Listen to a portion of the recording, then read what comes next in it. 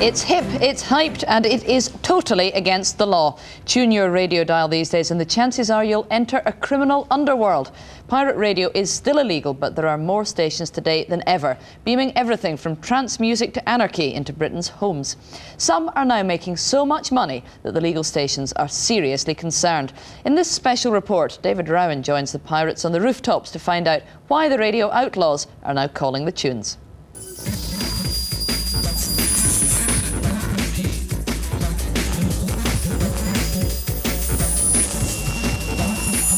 Across the radio dial, a powerful new underworld is breaking down the established order.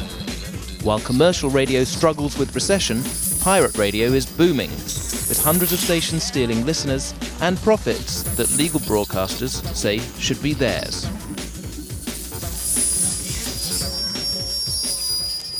Today's pirates are slick, professional operations, filling Britain's airwaves with everything from street music to extreme political messages. There are now almost 300 stations, twice what there were 10 years ago, and the profit some now make suggests this crime really does pay. If you're putting the right infrastructure in place, your business ideas are correct, you can gross from between 30 to 60 grand a year if it's run properly. We interrupt this broadcast to bring you important information. Radio advertising works. The key is bringing advertisers those young, hard-to-find listeners. Mr. Kidd sells adverts for half a dozen Birmingham stations, taking his media packs to clubs or nail salons and promising to undercut the legal station's rates. If you come to a pirate station, £1,500, you could get, at least 6 months advertising. A pirate station will give you the same quality, plus you're getting the DJs mentioning it with a little bit more heart, because they're told to.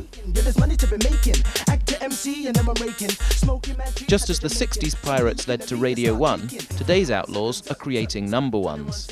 Acts like So Solid Crew have broken through from illegal radio to major record deals. It doesn't bother the pirates that they face 2 years in jail. They're part of household culture now. Everyday household entertainment culture is pirate radio stations, especially in London and Birmingham, cities like that, Manchester. So you're personally not bothered about the threats of criminal action that you face? No, not really, no.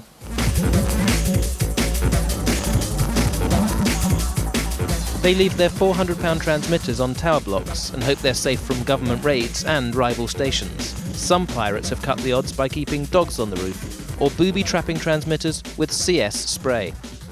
A recent police raid in Lewisham, South London, unearthed in a studio this DIY manual for pirates, with everything from contacts to guides to building a transmitter. And then, of course, there's the internet.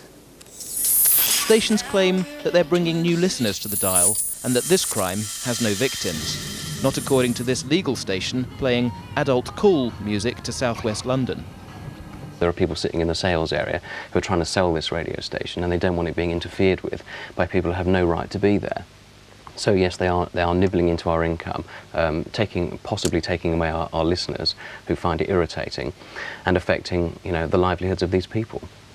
Legal stations are getting desperate.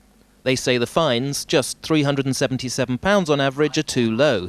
They're now suing individual DJs and calling in the DTI. But complaining brings its own risks.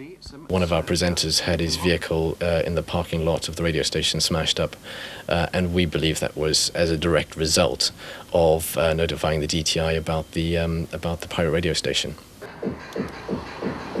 In Glasgow, Club FM was raided after organising gang fights live on air. Another local station told us it had been giving pirates like them a bad name. They're advertising gang fights and this one's getting it and that one's getting it. And we can't be bothered with that, we're all too old for all that basically. And it's just, we're here to play music and make sure everybody's listening to the tunes that they want to listen to. But some stations are speaking out for their communities. Sandra Lewis has a 3-year-old daughter who needs a lung transplant in America. It will cost £50,000. which 3 South London pirates are now helping her raise. So many people have donated so many money. One of the stations has tried to go legal, but its application was refused. Its supporters weren't surprised. After all, Galaxy FM urges London's black community to empower itself against white oppression.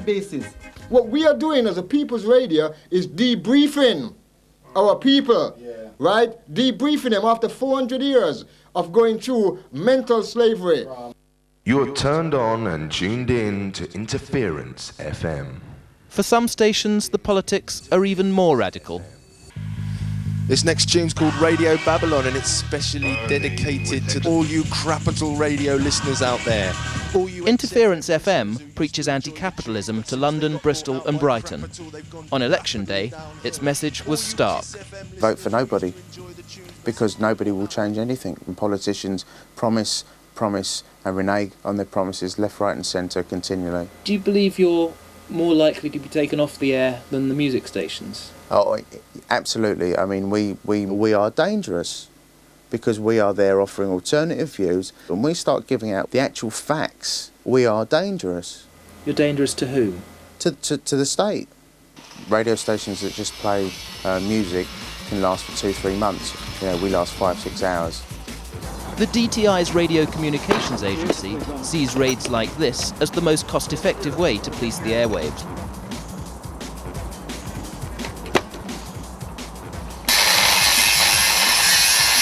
Yet for a station selling lucrative adverts, one lost transmitter is a mere business expense. Bit of destruction for today. If raids like this are meant to silence the pirates, then the system is clearly failing. With more illegal broadcasters than ever jamming Britain's airwaves, their listeners and advertisers seem to want something they're not getting elsewhere. Yet almost every station we spoke to said they'd go legal if given a chance. Then it could be for the market to sort out just who survives. We're back tomorrow at 7. Until then, from Sue and from me, that's Channel 4 News. Good evening.